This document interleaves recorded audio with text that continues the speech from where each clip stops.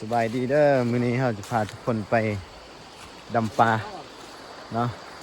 ดำปลานำงานเป็นได้ก็ติดตามไปตรงกันว่าจะได้น้อยได้หลายเนาะหลังจากมาฮอดใหม่เขาก็บ่สนลำพำเพลงมีหยังเลยเนาะเขาก็เปลี่ยนเครื่องแล้วก็ฮีบไปดำปลาเพราะว่าก็อยากเข้าสมควรผู้ใดก็บ่ทันได้กินข้าวสวยเด้อเมื่อแต่สำหรับมื้อนี้นี่วันไซมิวสิกบ่ได้ลง5ปลาให้ทาง FC เบิ่งเด้อเพราะว่าเพิ่นว่าเจ็บตีนเนาะลงบ่ได้แล้วก็เลยให้อายเพิ่นว่าอายมื้อนี้เจ้าลงเด้ออายซอกปลาให้น้องกินแด้ส่วนเบาวินที่รัดห้านก็บ่ต้องกินอย่างยากแล้วเมื่อน้องมันเข้ามาเฮาก็จัดไปเลยดำไปดำมาก็ได้ปลาได้นึงเนาะเบิ่งฝนก็คือสิตกแดอยากกินข้าวแดได้ทำได้ก็เอามาปิ้งสำนั้นก่อนเปลี่ยนบรรยากาศมากินปลาซอกปลามามั่งอันเอฟเข้าก็ยากแท้ยากว่าโอ้เบิ่งนี่กับจอบไร่ นักจอบไร่นี่สถานที่เก่าและนี่ก็คือผลงานที่เฮาไปดำได้มือนี้นะผลงานของมือนี้นี่ก็บ่ได้ไล่เนาะได้นิดนึงพอปีงกินอยู่แคมป์น้ำแคมป์ในนี่แหละแต่ว่ามาสุดก่อนท่านจะได้ไล่เอาเนาะแต่มาสุดนี้ได้น้อยเพราะว่าน้ำคุณเด้น้ำกับบ่ใส่เนาะเบิ่งก็บ่เห็นดียิงก็บ่ได้พอแต่ได้ปลามาปีงกินขนาดน้ำคุณเด้พี่น้องถึงว่าจะเป็นยามร้อนแต่ว่าเฮาก็ยังตั้งไฟปิ้งไฟอยู่เพื่อให้ร่างกายเฮามีความอบอุ่นมันก็บ่คืออยู่ในเมืองหั่นแหละเนาะถ้าว่าอยู่ในเมืองหั่นก่อนสิได้ออกไปหา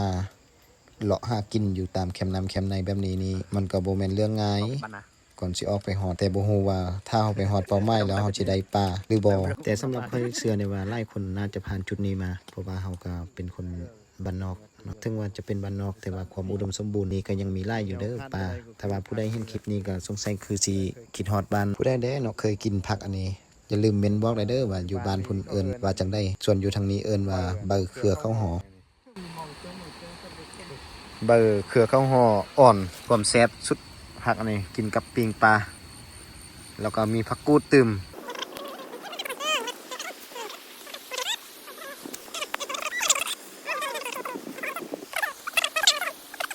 เพื่อเป็นการรอท่าในให้ปิ้งปลาสุกส่วนเฮาก็บ่ให้เสียเวลาเลยเฮาก็ใช้เวลาให้มันเป็นประโยชน์ไปหาหน่อไม้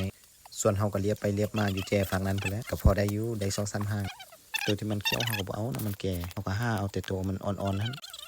หาหน่อไปหาหน่อมาเฮาก็พอแล้วเนาะพอดีน้องชายก็ของใส่ว่าปลาสุกแล้วเด้อนี่หน้าตาปลามื้อนี้ก็เป็นตาหน้าแซ่บแท้ความมันบ่ว่า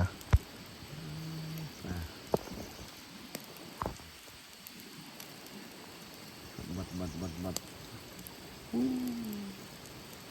สุกปิ้งเลย1 2 3 4ปิ้งสุกแล้วเป็นความสุก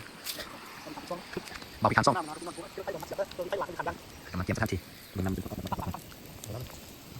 พอดีอะไรถึงมันก็เป็นแบบพอถึงมันก็เป็นแบบพอดีเจ้าหน้าที่พอดีครับกินเนื้อครับปลาป๊อมนี่เอามันแม่งก่อนนี่นับแม่งกันเตอร์นี่กันเตอร์นี่กันเตอร์นี่กันเตอร์มาแล้วกันกันเตอร์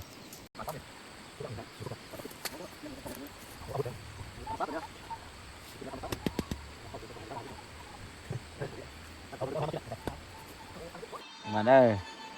นำกันมื้อนี้ใส่เสื้อปลามัก10คือเก่าเสื้อม่านปลาเลยมันมีจระเข้คือเข็บนำมันซื้อมาเลยเข็บน้ำแดงขี้เข็บน้ำเนาะมากินข้าวกันพอจะมีให้ได้กินอาหารมันอยู่สเต็ประดับ5 ดาวนะอาหารระดับ5 ดาวสเต็กปลาเต้สเต็กปลากับแอปเปิ้ลเมนูสเต็กปลาแอปเปิ้ลปลาจากอเมซอนนะธรรมดาปลาขาดบ่ได้โอเคนี่แหละเนาะตัวหลักมาเด้อพี่น้องกินข้าวนำกันแน่สุขคนวันเที่ยวฝั่งนี้หน่อยจุ่มนะเดี๋ยวอะไรกัน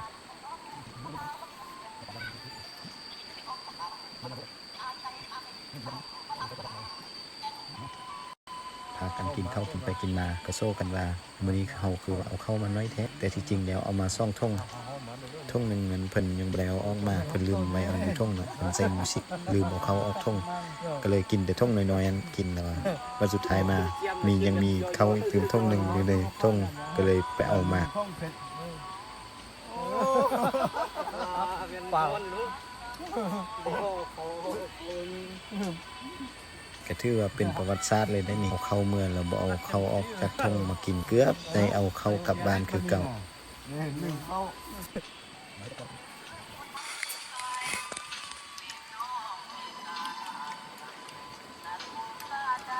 หลังจากเรากินข้าวแล้วเราก็ห้างเครื่องกลับบ้านเลยเนาะเพราะว่ายานฝนตกแดดขอบใจ FC ทั้งฝั่งไทยและฝั่งลาวที่เข้ามาเบิ่งคลิปอย่าลืมกดไลค์กดแชร์เพื่อเป็นกำลังใจในคลิปต่อไปเด้อ